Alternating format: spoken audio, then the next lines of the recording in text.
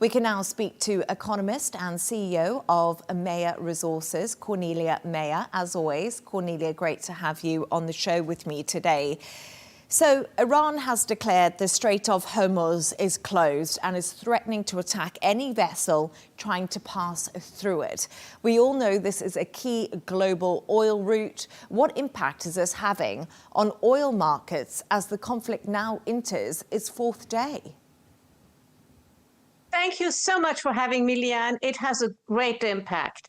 And even, if the Straits is not formally closed, no insurance company will take the risk of insuring the cargo of an LNG or an oil tanker. So de facto, the Straits have been closed since about Monday. It has a big impact. I look at oil. Oil prices are up about 17% since last week, this time last week and now, and they're up about 37% from the January 1 this year and now. So this is big. LNG is very, very important indeed. 20% of LNG exports, LNG production flows through the Straits of Hormuz.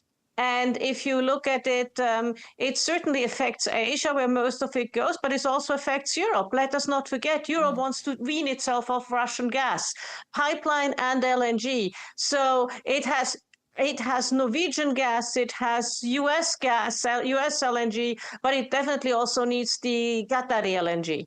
And you've just touched on that for me right now, Cornelia, where you touched on LNG. And I want to talk a little bit more to you about that, because Iran's widening attacks have struck those critical gas facilities in the Gulf, with Qatar Energy halting LNG production after Iranian strikes. How do you assess it? Apologies, we just had a blast straight above us here in the studio. I do apologise. I just had a little bit of a moment. We are okay in the studio. Sorry, we just had a blast above the studio right here in Dubai. But Cornelia, I just want to get back onto how you assess the impact on global LNG prices and what wider impact that could have.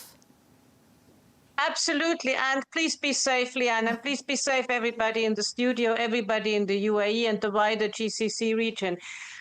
Yes, it does. I mean, as I said, gas prices are up about 20%. So, we're not in the dead of winter. This would really be bad if we were in the dead of winter in the Northern Hemisphere, but we're not in the dead of winter. But for countries such as India, and especially Bangladesh, Pakistan, if LNG prices go up, that's really, really bad news. It's also bad news for countries like Egypt, who need LNG from the Gulf, and who also depend on this energy network. So this is really, really difficult for everybody concerned. And what steps should the US and its allies take to stabilize energy markets right now, if anything, Cornelia?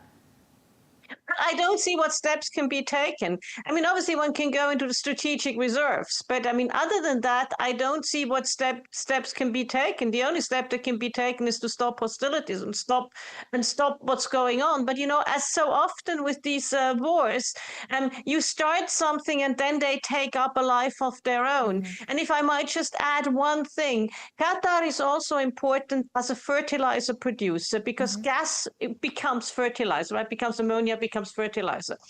And that is very important too, especially as a lot of the Russian fertilizer, Ukrainian fertilizer is now not going out. Qatar has become increasingly more important. And that goes not just to energy, that goes to food prices then. So this whole thing has a huge inflationary pressures. And Cornelia, China, we can't forget them out of all of this, because it's the largest buyer of Iranian crude oil as the conflict continues. How could this impact China's energy supply, import costs and broader economic stability? Because I think this is a concern right now across many regions around the world.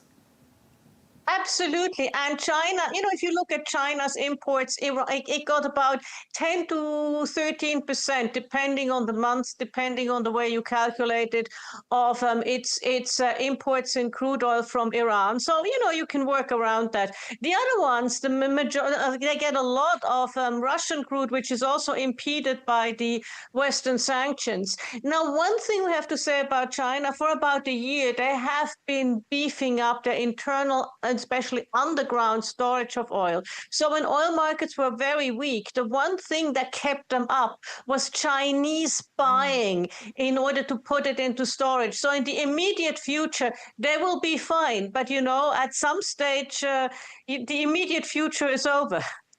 And spot gold, this is something that has surprised me, Cornelia. I want you to talk to me about it. It's fallen, trading 5% lower. Why are people moving away from this traditional safe haven of gold and they're moving to the US dollar, it appears?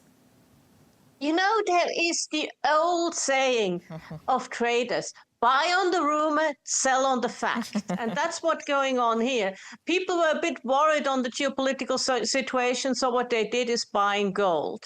And then as the conflict started, what you saw is the US dollar went up. So when the US dollar goes up, and when you see that probably the US Fed will not go down with interest rates, lower interest rates are better for gold because gold is not a revenue yielding commodity. It's a store of value. So the lower interest rates, better for gold. So the interest rates will probably not come down further. So that works against it. And also, once a crisis strikes, people who've bought it for the time of crisis will start to sell. So it's nothing unusual that the time a crisis strikes, oil prices go down. But 5%, they've been up, I don't know how many percent over the last 12 months. So I wouldn't be too fussed about that just of yet. Yes, indeed. The gold has definitely been soaring, hasn't it? I like that. Buy the rumour, sell the news. Cornelia Meyer, as always, great to have you on the show. Apologies for the interruption when we heard that blast. Thank you so much, and please be safe. Thank you.